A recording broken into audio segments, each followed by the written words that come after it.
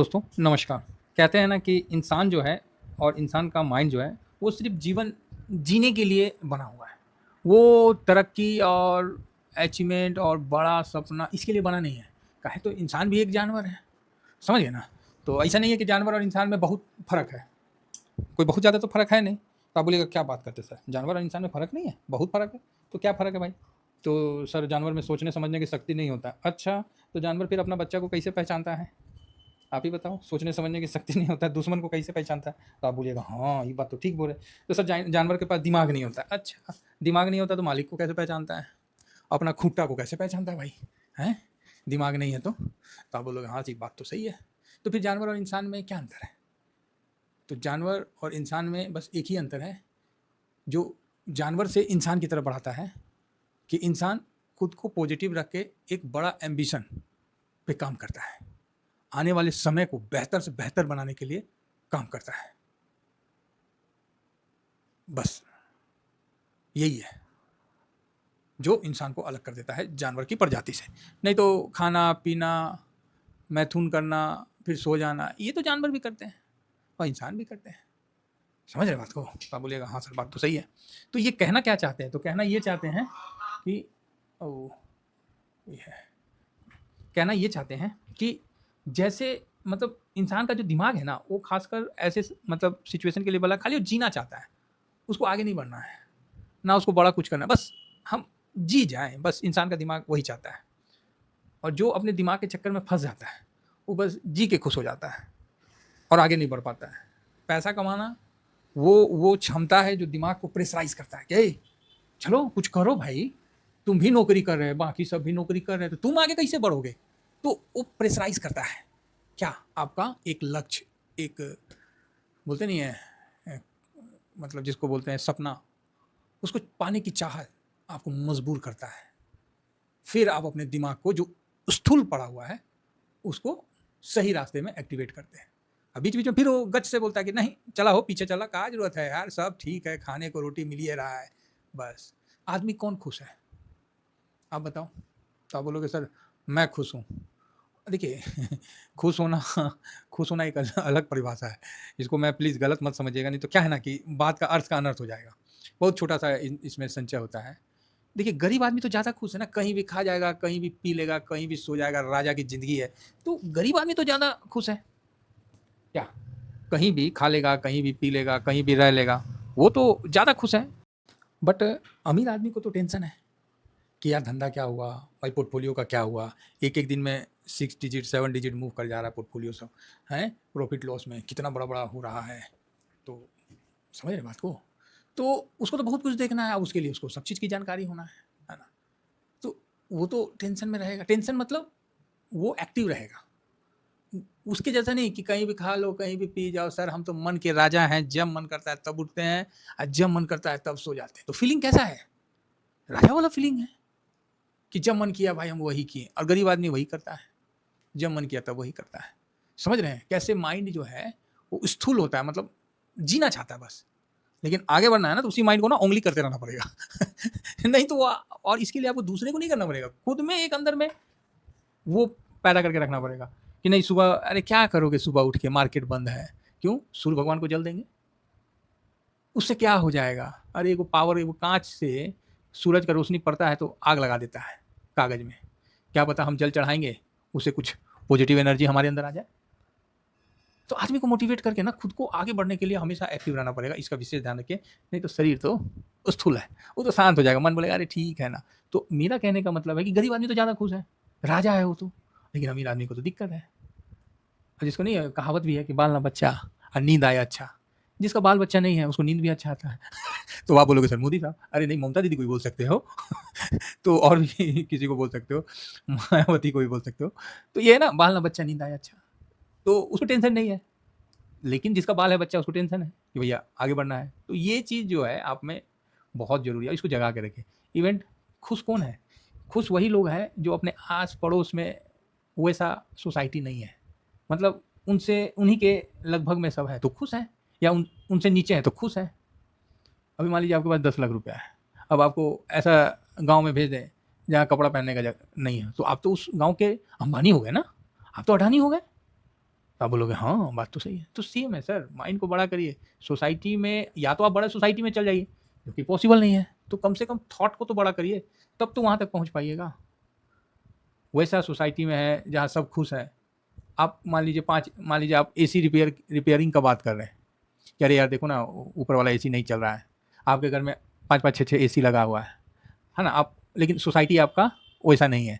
वहाँ एक आपका पुराना दोस्त कूलर बना के आएगा और बोलेगा अरे यार आज हम कूलर बना के आ गए, आज जा रहे हैं कूलर चालू करके सोएंगे। अब बताइए वो आप पे क्या इम्पैक्ट छोड़ा, क्या छोड़ा वो इम्पैक्ट। अब उसके नज़र में आप अपने नज़र में तो उसके सामने तो अपने आप को तो आप करोड़पति अरबपति आप तो अडानी अंबानी समझेंगे। समझ रहे बात को। संतुष्ट मत होइए। मैं ये नहीं कह रहा हूँ कि सोसाइटी छोड़िए, मैं ये कह रहा हूँ कंफर्ट जोन करिए, छोड़िए और अपने आप को आगे धकेलिए, जिससे क्या है कि आपको आगे बढ़ने में मदद मिलेगा। मेरा और कोई स्वार्थ नहीं है आपको आगे धकेल के मुझे क्या मिलेगा, कुछ नहीं, लेकिन एक सुकून मिलता है।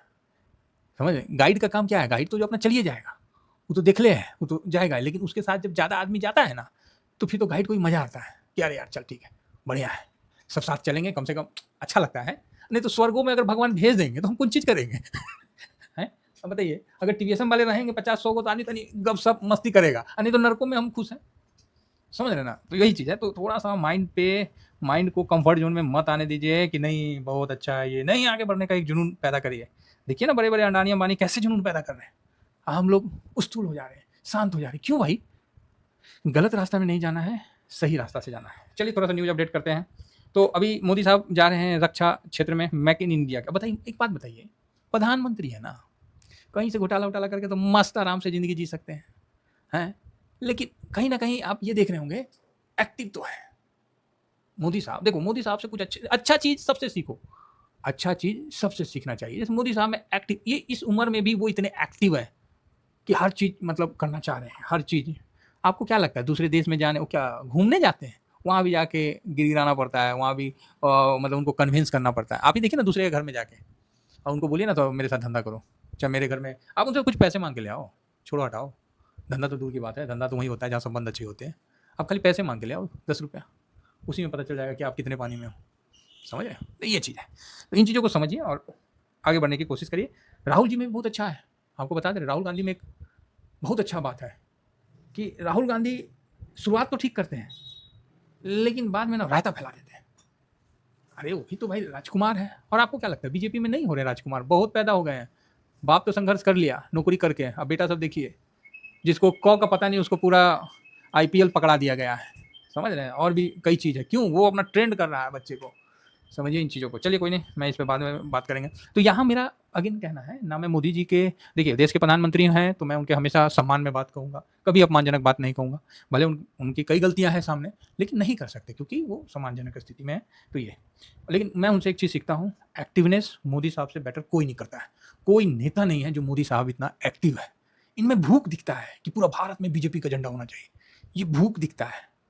समझ रहे हैं, और यही भूख उनको आज इतना आगे बढ़ाया।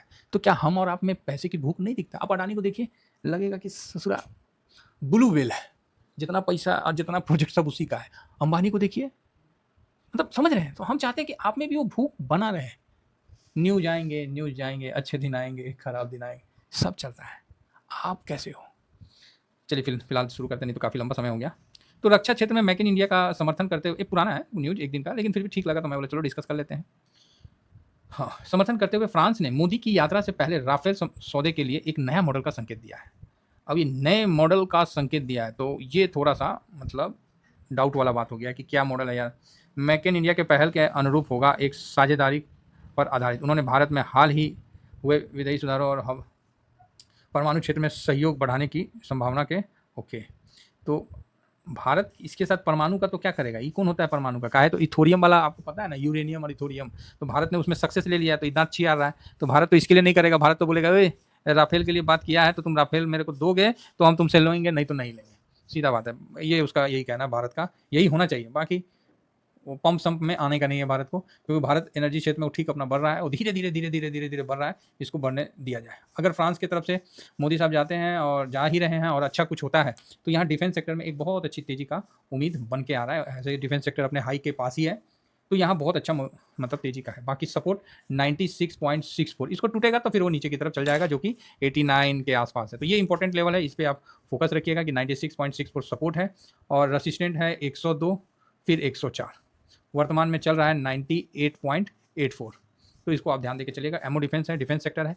बोले ना, जैसे जैसे हम ये शुरुआत क्यों किए थे बोलने का, क्योंकि माइंड ना रिलैक्स, मतलब जीना चाहता है, मतलब बस जी जाए, यही बस चाहता है। तो इसीलिए कहा गया है कि जैसे सांस निकली है ना, मतलब सब कुछ संभालते हुए बढ़िया से व्यवस्थित करके, उसी तरह बहू भी जाएगी।